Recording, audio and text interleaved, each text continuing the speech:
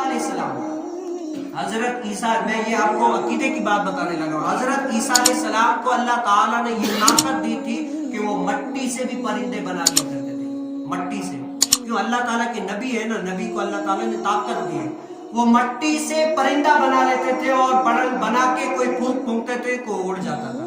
پھر حضرت عیسیٰ علیہ السلام غیب کی خبریں دیا کرتے تھے، کیا تھے؟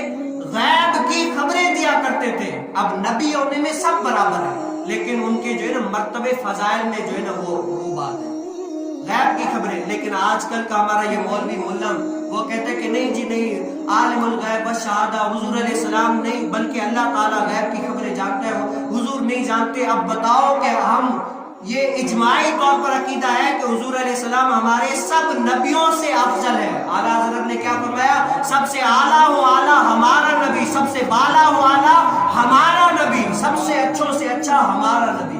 اب یہ عقیدہ ہے، لیکن وہ کیا، اگر ہم کسی کو تبلیغ کریں کہ بھئی ہمارے نبی ایسے تھے کہ غیب کی خبریں نہیں جانتے تھے، تو بتاؤ عیسائی کیا بولے گا؟ اس سے اچھا تو ہمارے نبی ہے جو غیب کی خبریں دیتے ہیں۔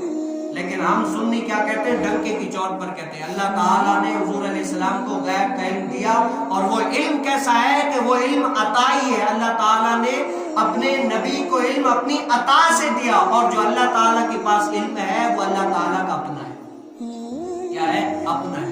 یہ عقیدے کی بات۔ آج دیکھیں دین کو کتنا پھیلانے کے لیے کتنی ضرورت ہے دین کو پھیلانے کی، سمجھنے کی۔ اے مسلمانوں، آج دین کے ساتھ متحد ہو جاؤ، قیامت کے دن تمہارا یہ اجر ضائع نہیں ہوگا۔